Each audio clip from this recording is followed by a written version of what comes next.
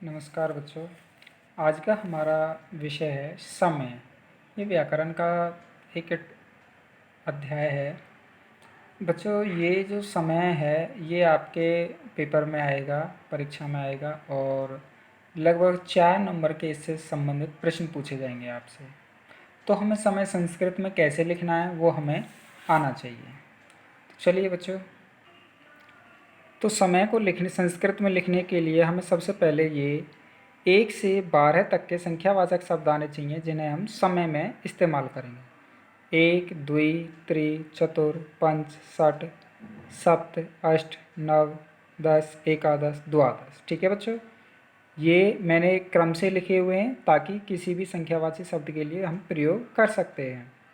1 1 के लिए, द्वि 2 के लिए, त्रि 3 के लिए, चतुर 4 के लिए, पंच 5 के लिए, षट 6 के लिए, सप्त 7 के लिए, अष्ट 8 के लिए, नव 9 के लिए, 10 10 के लिए और एकादश 11 के लिए, द्वादश 12 के लिए। ये है। अब इसके बाद हमें ये तो आपको बच्चों याद ही होंगे क्योंकि आप छठी से पढ़ते आ रहे हो। इसके बाद आपको केवल 4 शब्द और याद करने हैं। वो 4 शब्द कौन से हैं ये देखिए। पहला है वादनम, ये आपको हमेशा ही याद रखना है, वादनम। उसके बाद सपाद, ये सवा के लिए, सार्ध साढ़े के लिए और पादोन पौने के लिए। ठीक है, अब हमें ये 4 शब्द याद रखने हैं, वादनम, सपाद, सार्ध और पादोन। अब चलते हैं बच्चों हम अपने समय की ओर, कैसे कैसे लिखेंगे। अब सबसे पहले हम वादनम की ओर चलते हैं। जैसे ये देखिए, ये कितना समय है, 7 बज रहे हैं। तो 7 को संस्कृत में क्या लिखेंगे, यहाँ देखिए हमने यहाँ से देखा सप्त। ठीक है, और बजे को लिखेंगे वादनम। तो ये क्या हो गया, सप्त वादनम। ऐसे ही ये 5 है तो 5 को पंच लिखेंगे, पंच वादनम। ऐसे ही ये 11 है तो 11 को क्या लिखेंगे, एकादश, उसके बाद वादनम। 4 है तो क्या लिखेंगे, चतुर्वादनम। ध्यान रखना बच्चों, रै की ये केवल ऊपर रेफ की मात्रा लगेगी जहाँ भी हम चतुर का इस्तेमाल करेंगे। ऊपर मैंने रे के नीचे हलंत नहीं लगा पाया हूँ मैं, तो वहाँ हलंत का इस्तेमाल होता है। तो यहाँ जहाँ भी हम चतुर का इस्तेमाल करेंगे वहाँ रेफ की मात्रा इस्तेमाल करेंगे समय में। ठीक है, उसके बाद अगर हम मान के चलो 3 का लिखेंगे, 3 बजे को कैसे लिखेंगे संस्कृत में, हाँ बिल्कुल, त्रिवादनम। अब सपाद की ओर चलते हैं, यानी कि सवा। ठीक है, अब जैसे ये 7:15 हो रहे हैं, 7:15 हो रहे हैं, तो इसे क्या बोलेंगे हम, सवा 7 बजे। तो सवा को लिखेंगे हम सपाद और 7 को लिखेंगे सप्त और वादनम। तो सपाद सप्त वादनम।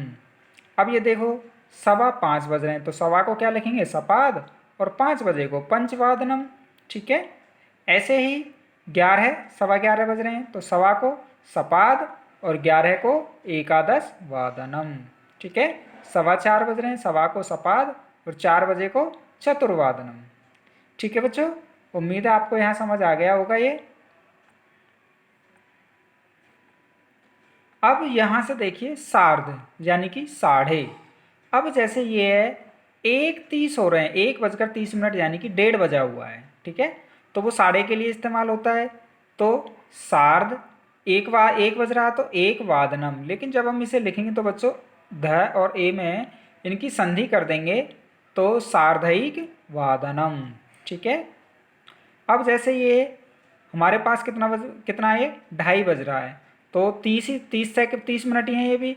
तो 30 मिनट के लिए सार्ध का इस्तेमाल करते हैं और द्विवादनम, तो सार्ध द्विवादनम।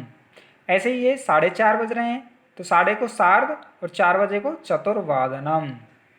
और 7:30 बज रहे हैं तो सार्ध सप्तवादनम। ठीक है बच्चों, आ गया, समझ नहीं आया, मैंने इसलिए 1 2 और 4 ये अलग अलग ये भी ले लिए क्योंकि 1:30 को हम 1:30 नहीं बोलते हैं, हम इसे 1:30 बोलते हैं। और 2:30 को हम 2:30 नहीं बोलते हैं, इसे हम 2:30 बोलते हैं। इसीलिए इनमें भी हम सार्ध का ही इस्तेमाल करेंगे। अब चलते हैं हम पादोन की तरफ। अब देखिए पादोन में क्या है बच्चों, ये देखो 11:45 यानी कि 11:45 हो रहे हैं। अब 11:45 तो हो रहे हैं, लेकिन ये देखिए 11:45 यानी कि एक्चुअल समय हम इसे बोलेंगे क्या, हम इसे बोलेंगे 11:15 बजे। ठीक है, हम यही कहते हैं ना, 11:15 बज रहे हैं। तो पौने को लिखेंगे हम पादोन और 12 को द्वादश वादनम। आ गया समझ।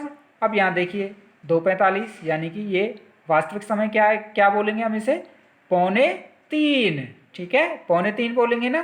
तो ध्यान से देख लो बच्चों, पौने को पादोन और 3 बजे को त्रिवादनम, ध्यान रखना है।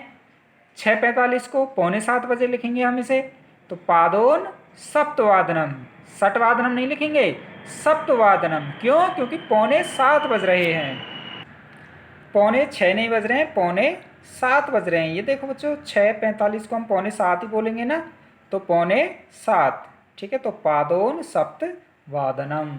अब यहाँ देखिए 11:45 यानी कि 11:45 बज रहे हैं, तो पादोन द्वादश वादनम। पादोन एकादश वादनम नहीं लिखेंगे, क्या लिखेंगे, पादोन द्वादश वादनम, क्योंकि हिंदी में क्या बोलेंगे, 11:45 बज रहे हैं, तो पादोन द्वादश वादनम। ठीक है बच्चों, उम्मीद है समझ आ गया होगा आपकी में। इसके साथ साथ ये तो आपको नोट करना ही है, यहाँ कुछ समय मैंने लिख दिए हैं और इन समयों को आपको अपनी अभ्यास पुस्तिका में संस्कृत में लिख करके मुझे दिखाना है। ठीक है, धन्यवाद बच्चों।